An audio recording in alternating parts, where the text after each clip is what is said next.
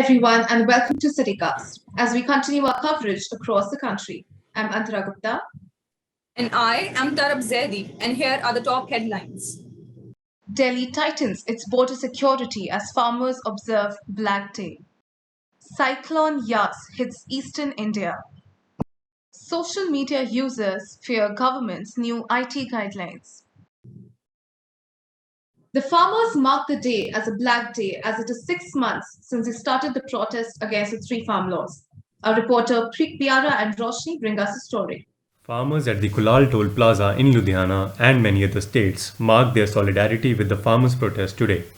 They say they will continue this agitation until the government listens to their demands. ਸਾਨੂੰ 6 ਮਹੀਨੇ ਹੋ ਗਏ ਦਿੱਲੀ ਦੇ ਬਰੂਹਾਂ ਤੇ ਬੈਠਿਆਂ ਨੂੰ ਉੱਥੇ ਸਾਨੂੰ ਕੋਈ ਇਨਸਾਫ ਨਹੀਂ ਮਿਲਿਆ ਸਾਨੂੰ ਇਹੋ ਜਿਹੀ ਸਰਕਾਰ ਨਹੀਂ ਚਾਹੀਦੀ ਜੋ ਲੋਕਾਂ ਦੀਆਂ ਭਾਵਨਾਵਾਂ ਨੂੰ ਨਾ ਸਮਝੇ ਤੇ ਆਪਣਾ ਰਾਮ ਰਾਜ ਜਾਂ ਕੁਝ ਵੀ ਆ ਜੋ ਵੀ ਆ ਉਹ ਆਪਣੇ ਧੱਕੇ ਨਾਲ ਚਲਾਉਣ ਨੂੰ ਫਿਰਦੇ ਨੇ ਅਸੀਂ ਜਦ ਤੱਕ ਕਾਨੂੰਨ ਕਾਲੇ ਰੱਦ ਨਹੀਂ ਹੁੰਦੇ ਅਸੀਂ ਉੱਥੋਂ ਵਾਪਸ ਨਹੀਂ ਆਵਾਂਗੇ Many of the farmers from local villages are joining the movement today.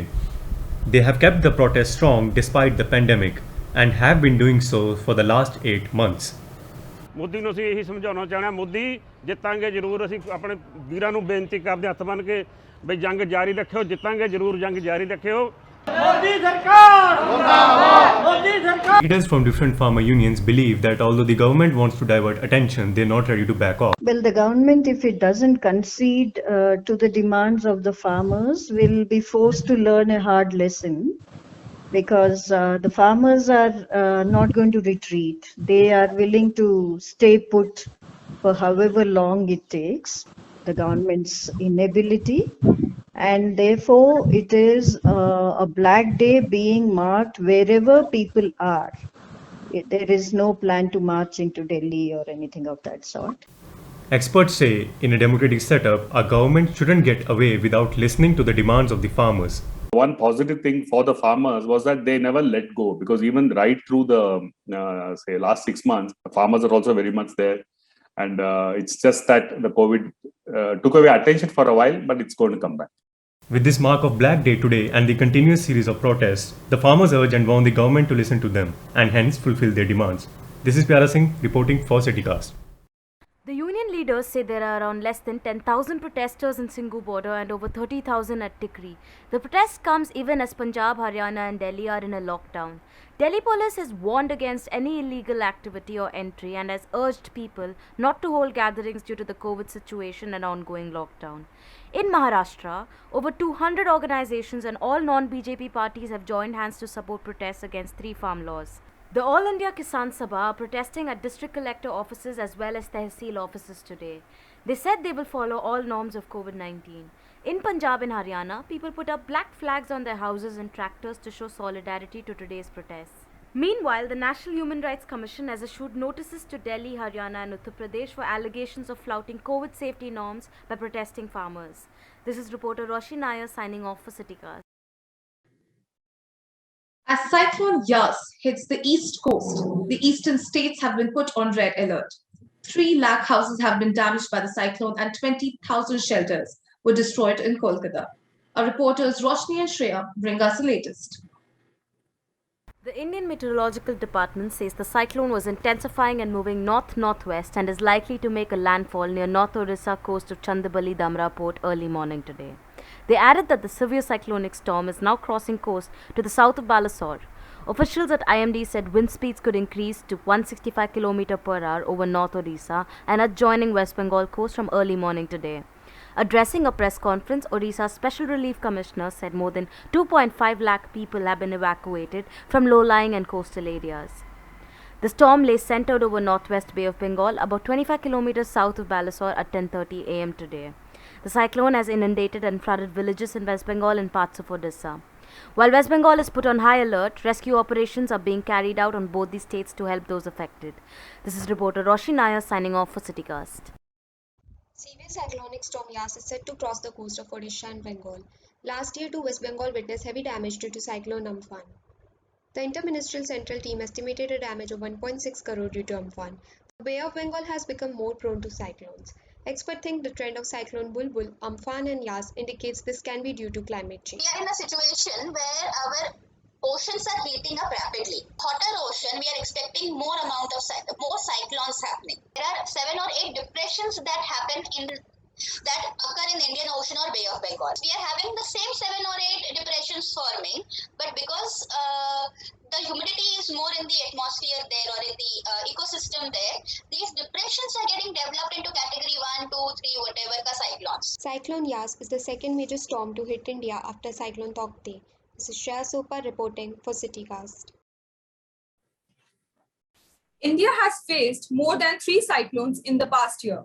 We take a moment to look at the damage they cause and the reasons for the magnitude of the damage.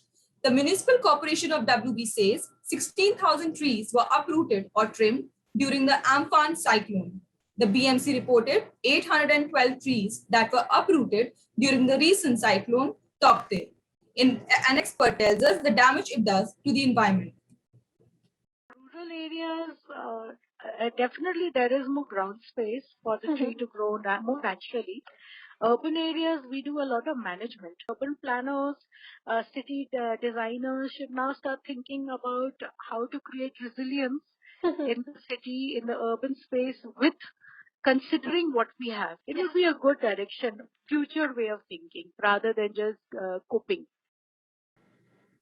With such environmental damages happening across the country, the Maharashtra government has come up with a new scheme that tries to mitigate the damage. Our reporter Sanchita Mitra tells us more. The Maharashtra government is set to launch a new mangrove plantation drive from July 2021.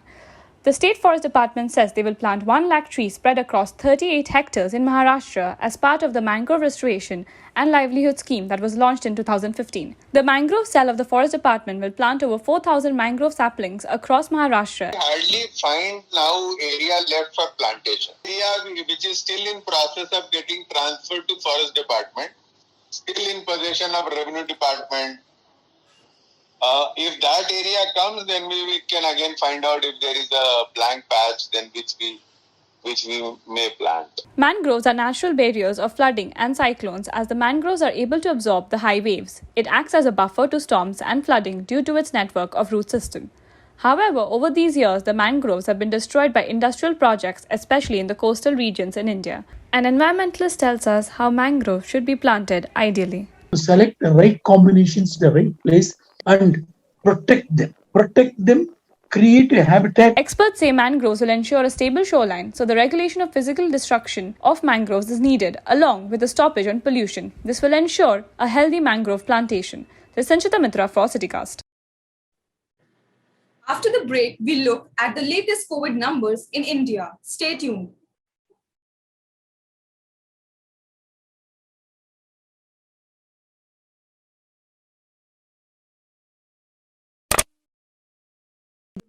Welcome back. Moving on to the COVID numbers in India. The Ministry of Health shows India has 2.08 lakh new cases and 4,157 deaths in the last 24 hours. Recovery rate has increased to 89.66%. Daily positivity rate is less than 10% for 2 consecutive days at 9.42%. More than 20 lakh people were vaccinated in the last 24 hours. Maharashtra announces new guidelines for institutional quarantine for COVID patients. Our reporter Arpita tells us more about this plan. All those who test positive for COVID-19 in 18 districts of Maharashtra will now have to go for institutional quarantine. This comes into effect from the 1st of June. The health officials say even those who are asymptomatic or have mild symptoms will be quarantined. This comes into effect in the districts where the positivity rate is 12% more than the state's average.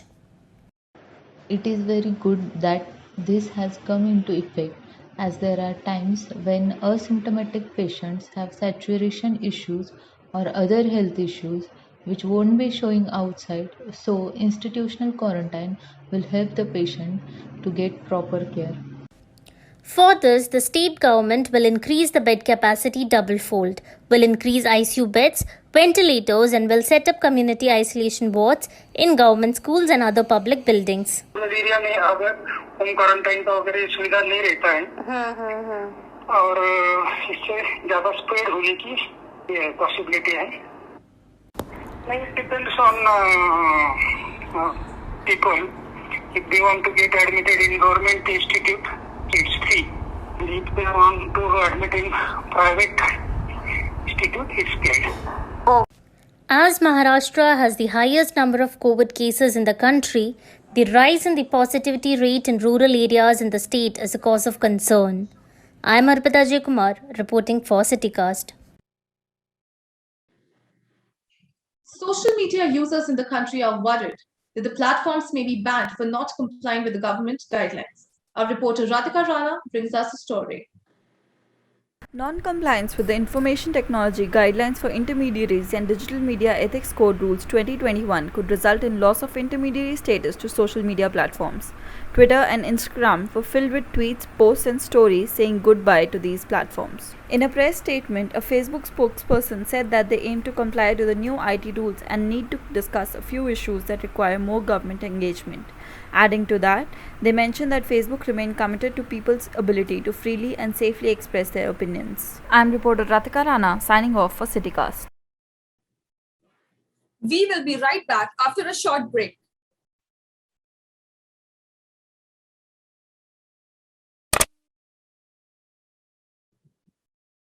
Welcome back. Freedom fighter H.S. Doreswamy, who recently recovered from COVID, passes away in Bengaluru. The 103-year-old was a part of various protests over the year, which includes the CAA protest. He has been a constant personality at different civil rights movements in Karnataka. Today, people can witness a supermoon along with a total lunar eclipse at the same time. The supermoon occurs when the moon's orbit is closest to the Earth and on a full moon day. The moon will appear 7% bigger today. The moon will also appear red because of the total lunar eclipse. While you can witness the supermoon from any part of the world, the total phase of the lunar eclipse in India will start from 4:39 pm and will end at 4:58 pm IST. It will be visible from parts of northeastern states, West Bengal, Odisha and Andaman and Nicobar Islands. That is all we have for today. Thank you for watching our special Dailies edition. We will be back tomorrow at the same time, same place. Thank you and have a nice day.